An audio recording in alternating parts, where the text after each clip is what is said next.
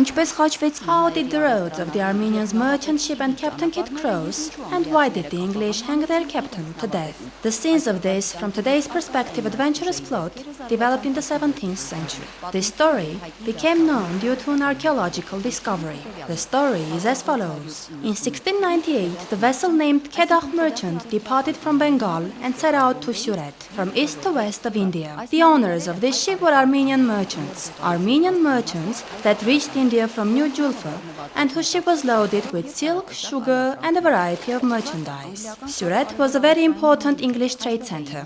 It was here that the Armenians brought their merchandise, and the English vessels transported the load to England. Importantly, the Armenians, together with the English, had equal rights contract.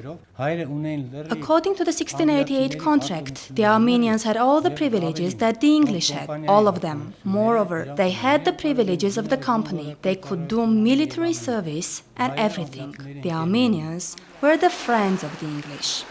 This equal rights contract with the English is a very important legal episode to understand and explain the subsequent development of this, at first sight, adventurous story.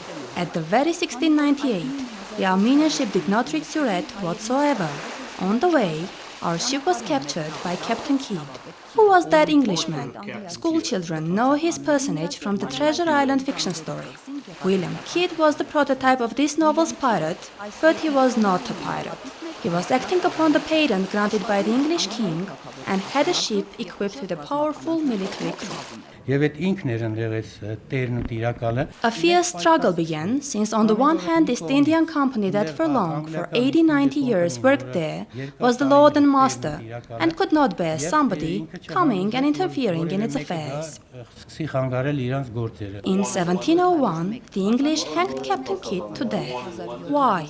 What was the reason of hanging their renowned captain, who had done much for England?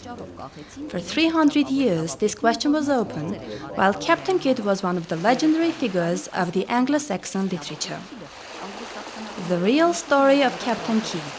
Under this title, a number of hypotheses have been put forth to explain the mystery of his gallows.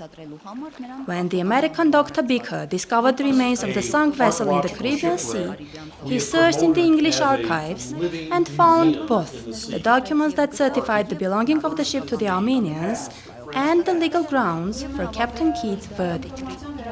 The capture of the Armenian ship. This was the main accusation against the captain. He had a special permission from the king, right granted by the England's government to capture the vessels of the enemy.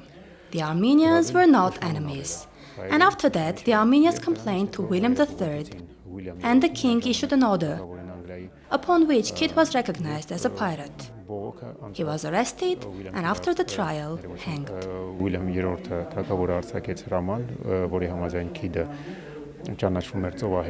Կապիտան Քիդի, երբ որ արդեն դատապարտեցին եւ կախարար բարձրացրեցին, հիմնական պատճառը հենց այդ The main reason for being sent to the gallows was the capture of that ship. The Armenians complained.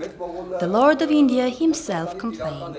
The situation was so critical, they did not allow the English and the French to trade. When William Kidd was arrested and the ship was left without captain, the crewmen slowly looted the ship's property.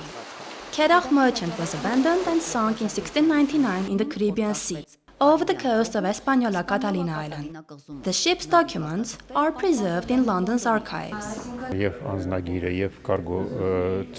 Both the passport and the list, what shipment he had, as well as documents associated with Kidd, are in English archives. And this one, for instance, if you read carefully, you can see on this one. In this document one can read, and that is marked in red, that other Armenian traders also speak about the shipment of the Quedagh merchant and discuss what goods are on board the vessel. Other merchants, it says here, if I can point at it, that other Armenians. The American specialists of underwater research discovered the remains of the ship in 2007. This large-scale archaeological finding belongs to the 26 Dominican cannons of Republic, various since it has been found in its waters very close to the shore, 5 meters off the coast. Already in 2011, a museum opened called Country's Treasures that should function for 20 years. This exceptional museum that is situated in the state of Indiana attracts over 1 million visitors a year. Here, children can see and touch the discovered artifacts.